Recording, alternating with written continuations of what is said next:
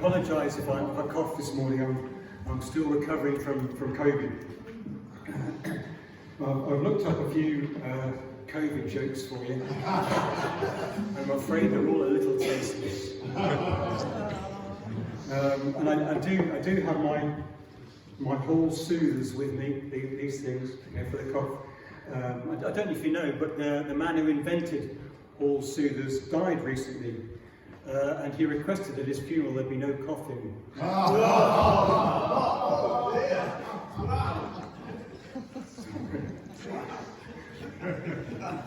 Okay, this morning, Psalm 16.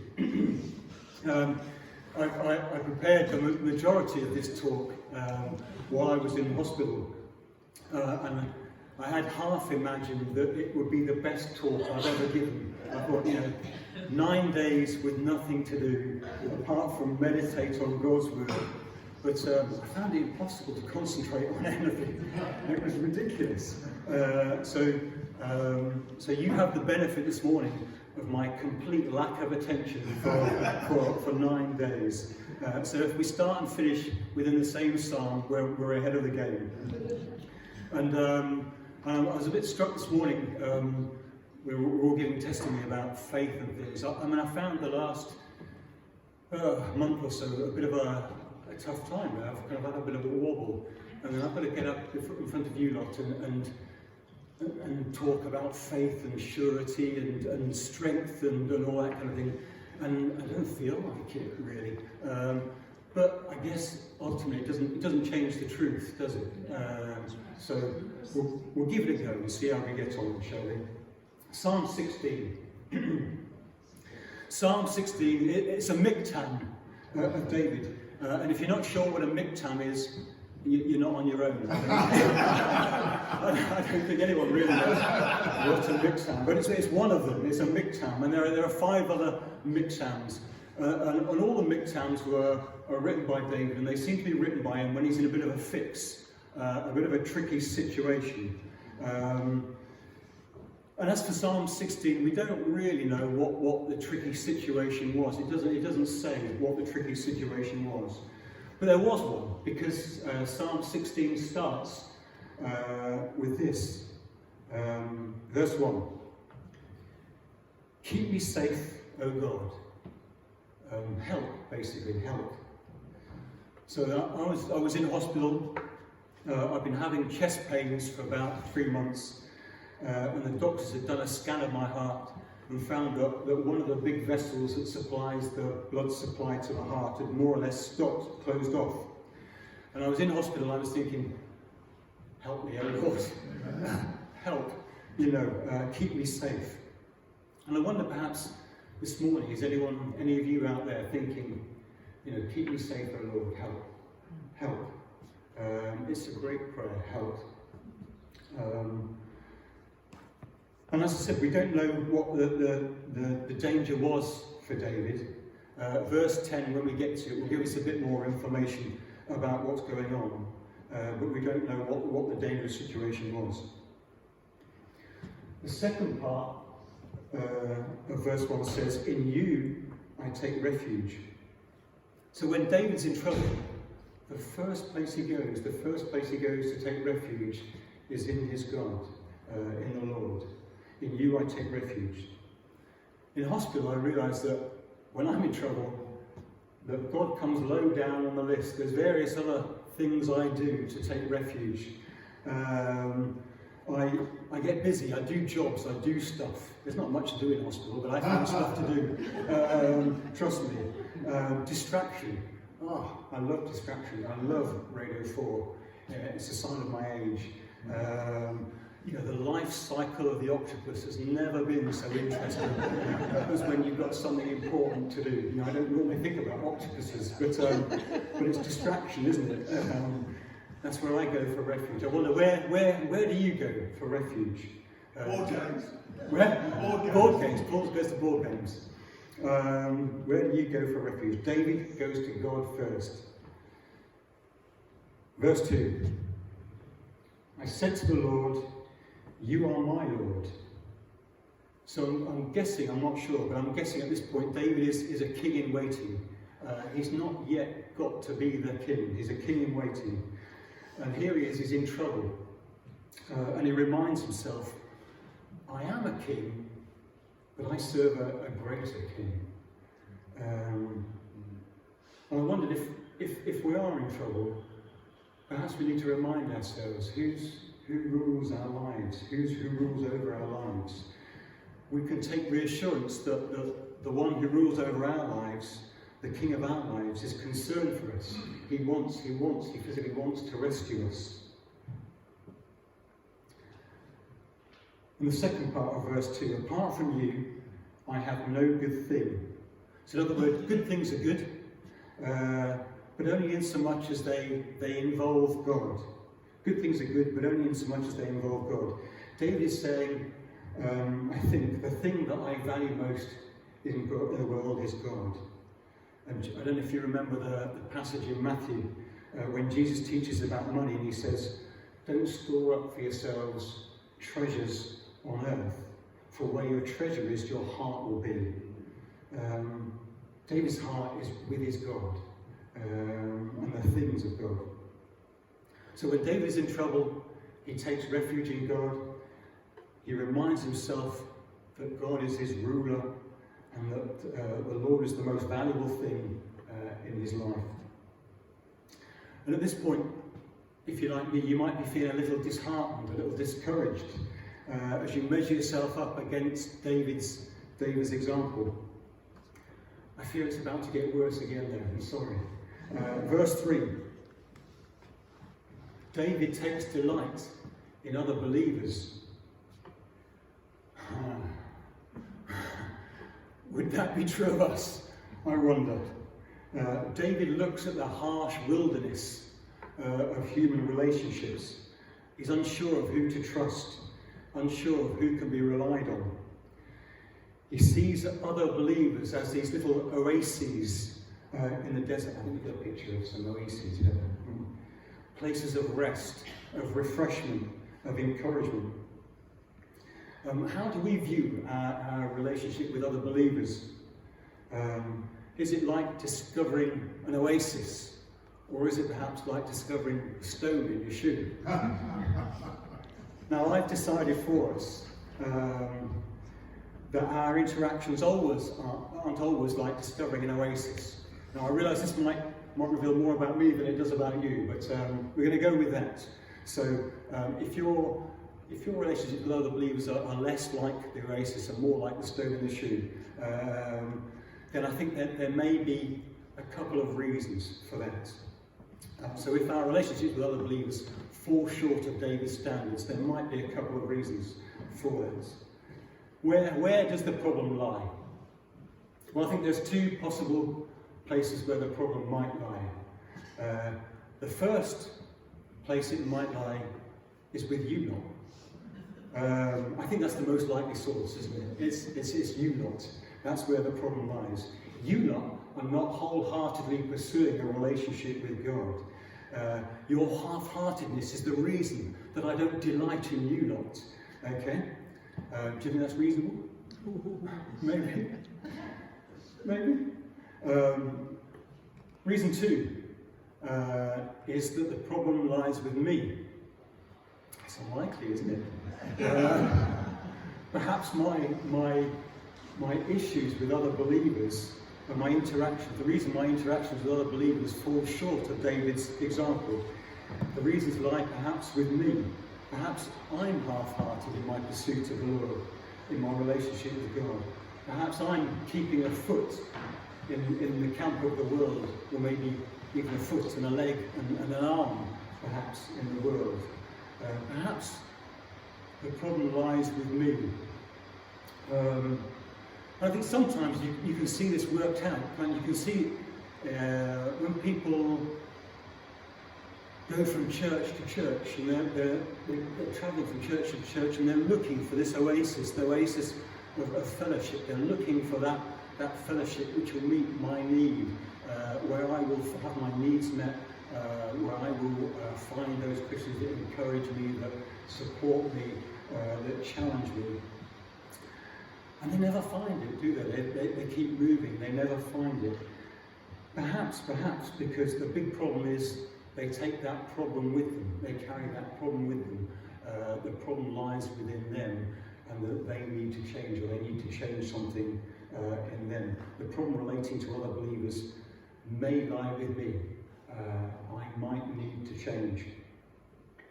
And David has great people around him. We've got a picture of one of them. David has Nathan, the prophet. Nathan at the back. Do you remember when Nathan advised David? Nathan was famous for listening to God, and he was willing to pass on the truth that he heard from God to King David, regardless of the risk to himself, to his own life, and to his position in the court. And Nathan told David this story about a rich man, and a rich man who took advantage of a poor man. And it was just a story. At the end of the day, it was just a story. But David is furious about the injustice. He's beside himself. He goes nuts. And then Nathan drops this bombshell, doesn't he? He says, Nathan, you're the rich man. You stole another man's wife, Bathsheba. And you have to wonder, what kind of man was Nathan, that he was willing to take that risk like that, to speak truth to the king, regardless. But then you have to wonder, what kind of man was David? Because David responds positively, doesn't he? He's been challenged, he's been exposed, he's been shown for what he is. And he says, yes, yeah, you're right, Nathan, I need to change. And I think perhaps we need Nathans in our lives to hold up a mirror to us, to say, this is what's going on, this is what's really going on, this is what's true in our lives. But equally, we need to perhaps be like David. We need to be able to respond positively, to accept what people say, and then be willing to change, be humble, willing to accept what we look like. Verse 4. David wants nothing to do with false gods, small g. What are the false gods in our lives, I wonder? Board games.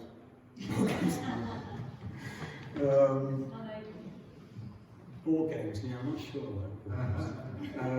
what are the gods in our lives, the small g gods in our lives? I mean, I don't know, if I'm honest. I could guess. I could look around and take a guess, couldn't I? Should we do that for 5 minutes?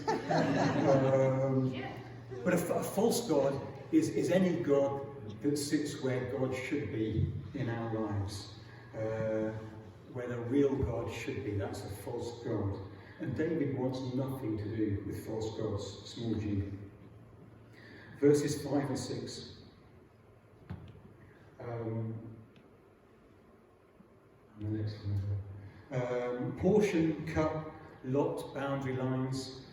I wonder perhaps if David is alluding here to God dividing up the promised land amongst the various tribes, amongst his people. For each tribe there was a portion of land marked by boundary stones, sufficient to provide for all their needs, for each of the needs of the tribes. And it was designated by the casting of lots. So every tribe is provided for, except for the Levites.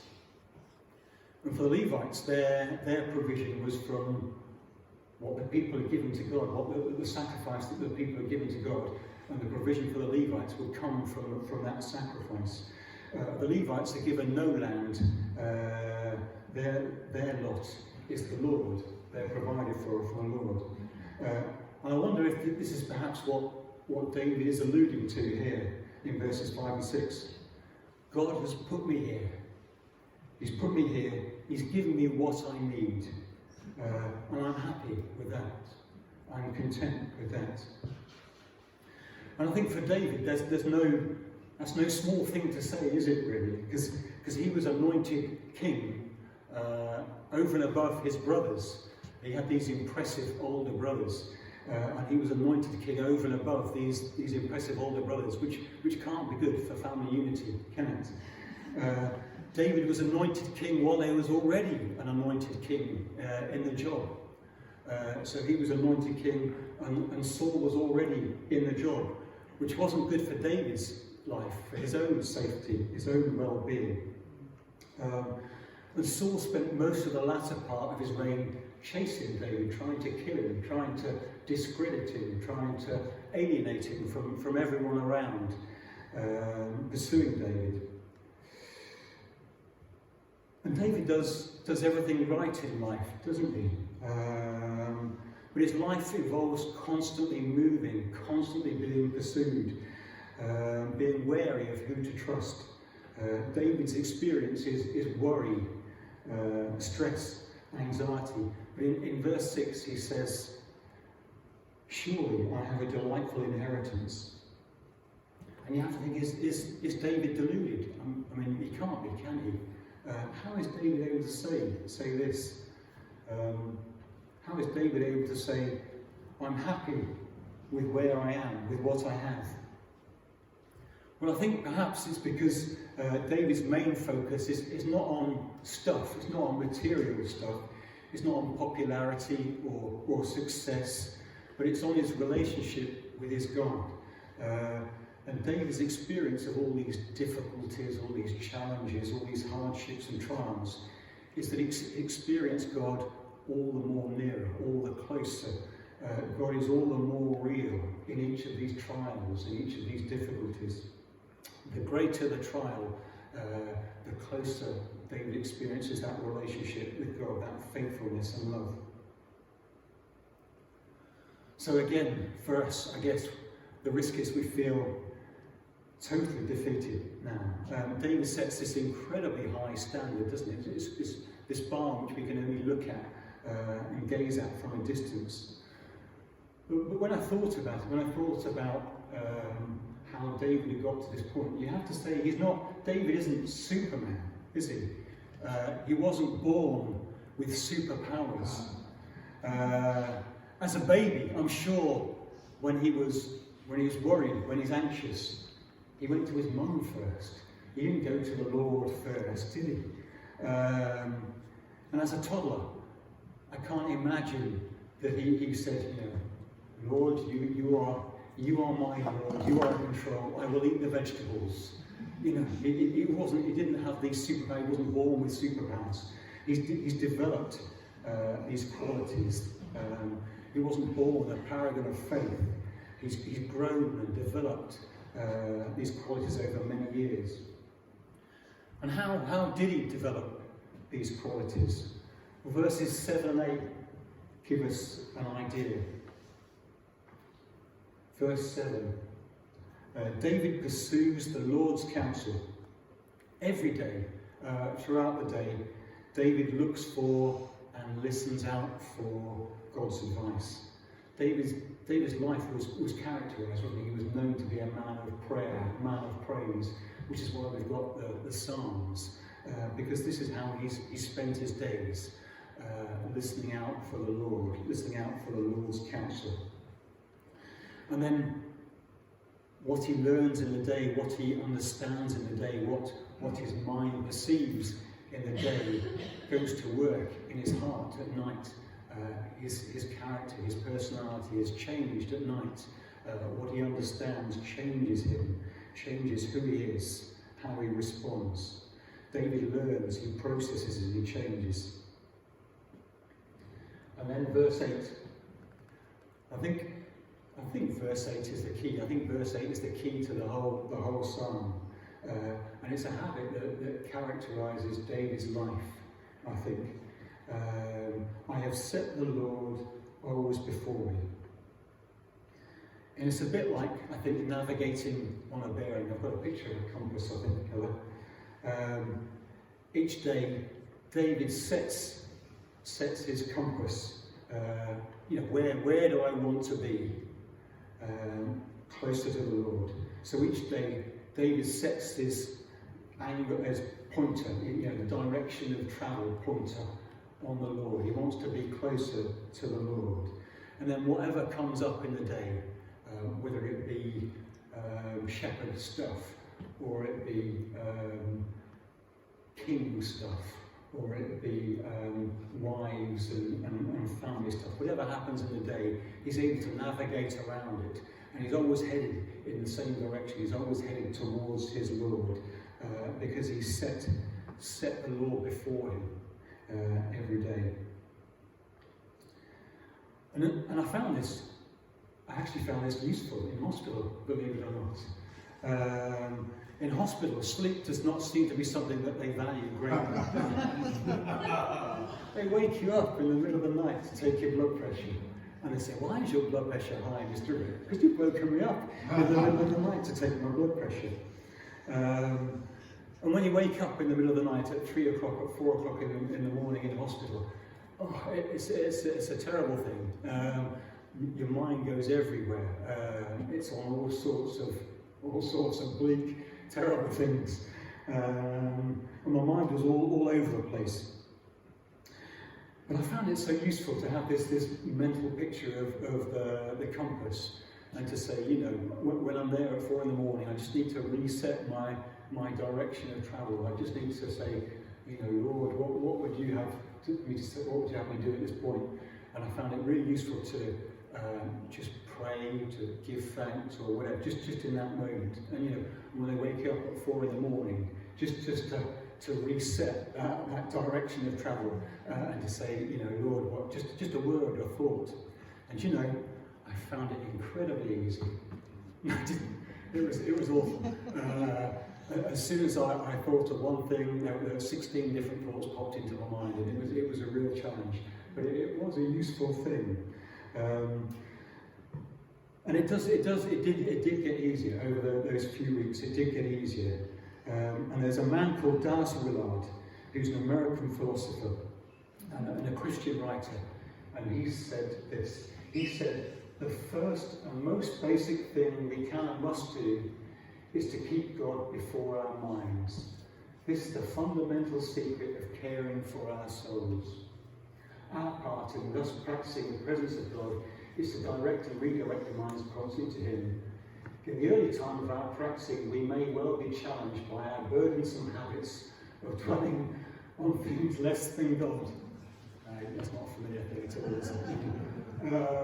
On things less than God. But these are habits, not the law of gravity, and can be broken. A new grace-filled habit will replace the former ones as we take intentional steps towards keeping God before us. Soon our minds will return to God as the needle of a compass constantly returns to the north. If God is the great longing of our souls, He will become the pole star of our inward beings. So that's a long way of saying we need to keep practicing keeping God before our minds, setting our direction and travel arrow on the Lord. In the second half of verse 8,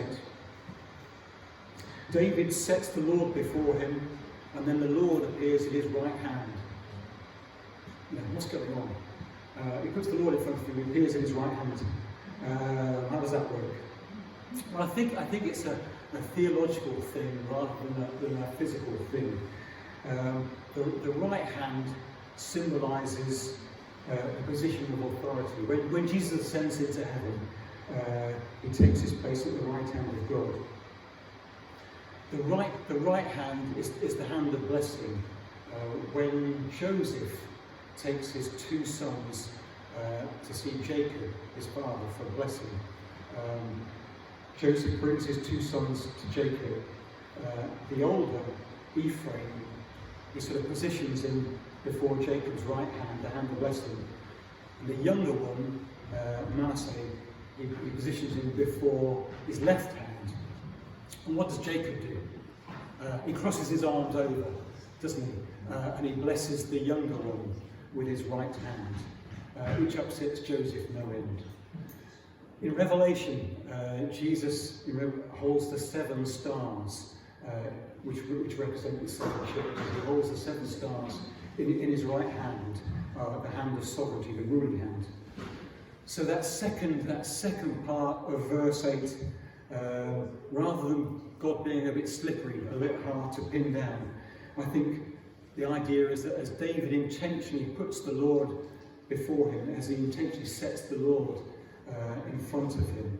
So God becomes to David his authority, his ruler, his blessing and his strength, to the point where David cannot be shaken.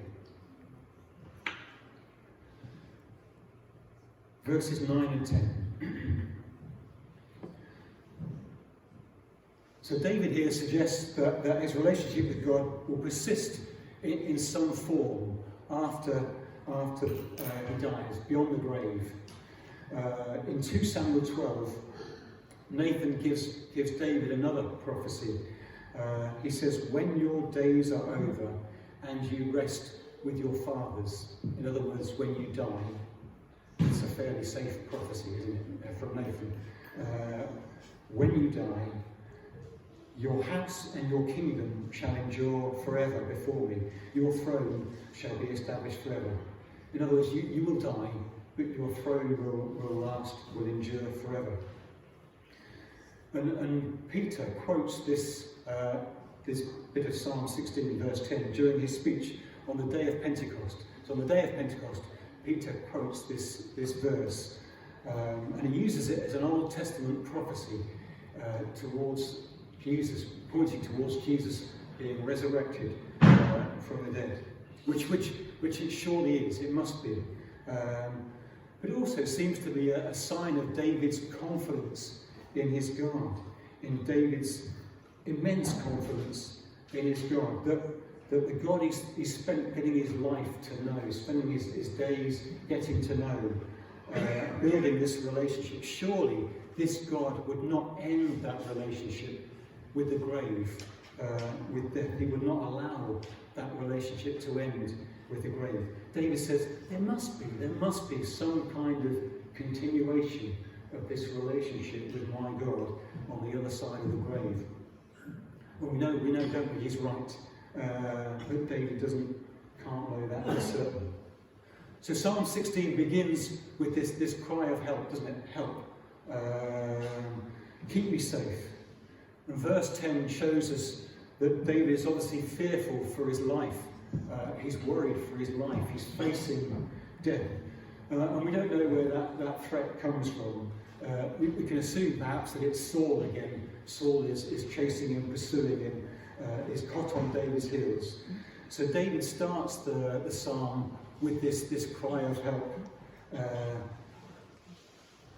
But by setting the Lord before himself, by praying and praising God, David turns his outlook round, doesn't he, over the course of this psalm.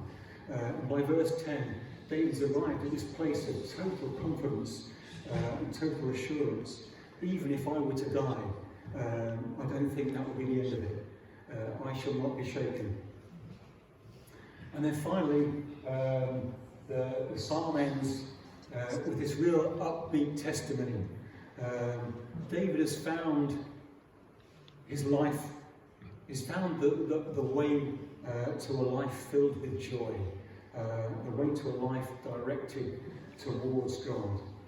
And then verses 10 and 11, this is the Message version, or the Paul Snuggs version, I like to call it.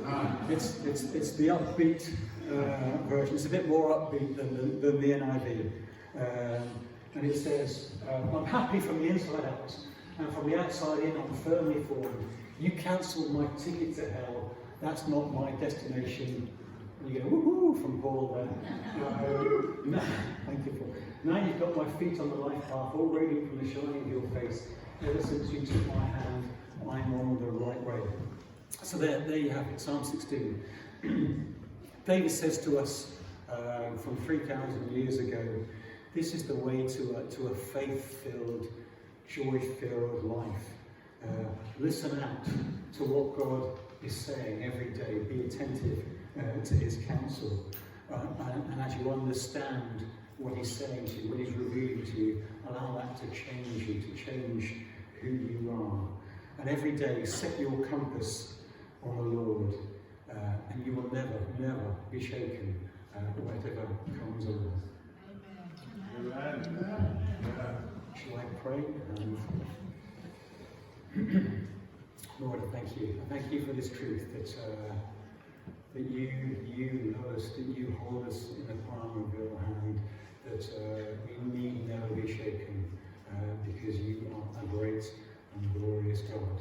And that whatever we face, whatever challenges may come our way, that we need not be anxious, we need not be fearful. And Lord, we pray that we can take that certainty into our lives this week, and that, as Rachel has said, that we could perhaps reach out and touch the lives of others and just introduce them to that certainty that you are